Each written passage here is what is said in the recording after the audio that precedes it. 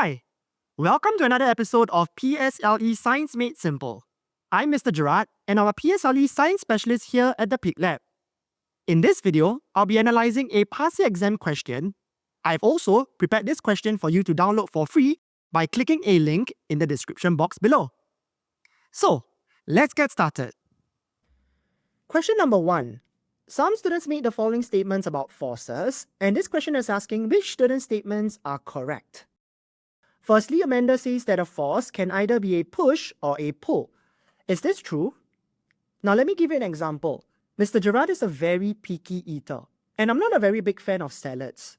So when my friends try to bring a salad near me, what do you think I would do? Since I do not like to eat salads, I will exert a force to push the plate of salad away.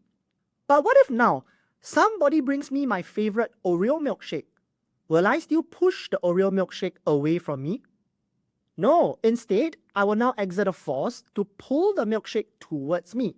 So with that, since I can exert a force to either push or pull, do you think Amanda's statement is correct?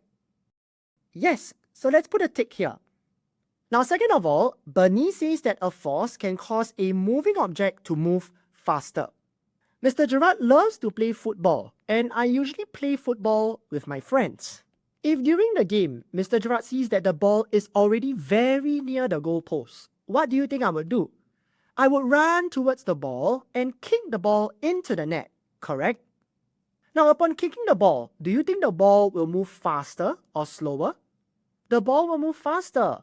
So is it true that a force can cause a moving object to move faster? Yes. In fact, if we do not do anything to the ball rolling on the ground, what would you expect to see after some time? The ball will slow down, and this is due to frictional force between the ball and the ground. Hence, to summarize, a force can actually cause a change in the speed of a moving object. Moving on to Katie's statement. She says that a force can only act on objects which are in contact. To be in contact means that objects must be touching each other. Let me go back to the football example I used earlier. Let's say that Mr. Gerard did not kick the ball properly, and instead of the ball flying into the goalpost, it flew above the goalpost and into the air. Now if you think about this scenario, will the ball continue to fly up until it reaches outer space? No. Eventually, what do you think happens to the ball? Eventually, the ball will fall back down to the ground. Can you tell me what force acts on the ball which causes it to fall back down to the ground? That would be gravitational force. What about when the ball was on the ground? Was there also gravitational force acting on the ball when it was on the ground? Yes. We have learned that gravitational force acts on all objects at all times. So whether or not the ball was on the ground, gravitational force was acting on it. So what does this tell you about gravitational force? Gravitational force is a non-contact force. So the ball does not need to touch the ground in order for gravitational force to act on it. So is Katie correct to say that a force can only act on objects which are in contact? No. Her statement is false.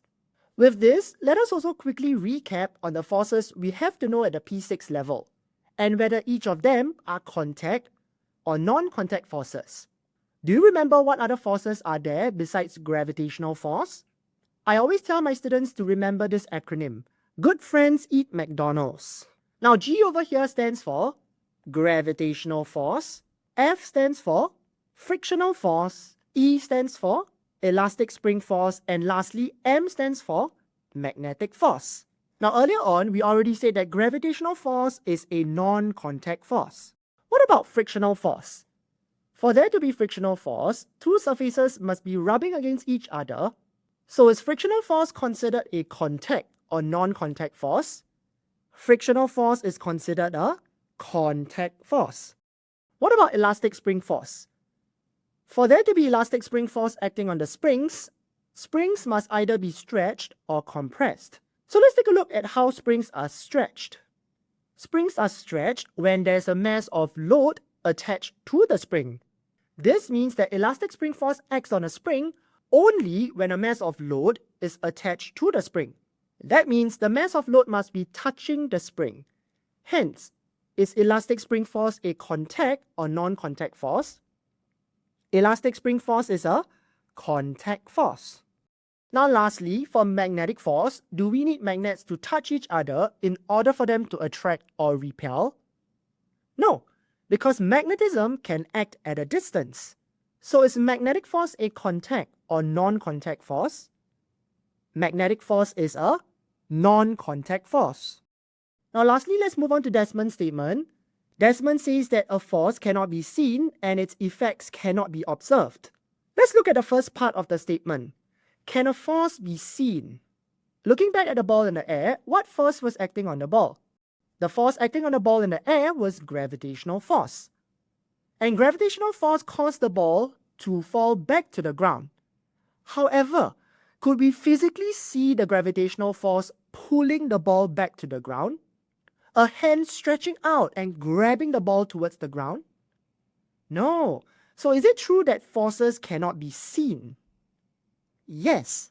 But what about the effects of forces? Remember, when gravitational force acted on a ball in the air, what was the effect that was observed? The ball started to fall back down to the ground. So the effect of forces can actually be observed. Hence, Desmond's statement is incorrect. With that, we know that only Amanda and Bernice are correct, and so our answer over here is option number 1. Thank you for watching, and I hope you have enjoyed this video. Found this video useful? Give us a thumbs up, and check out more by clicking the links here. You can also subscribe to our channel for more interesting videos. Until next time, stay curious inside and limitless outside. Bye!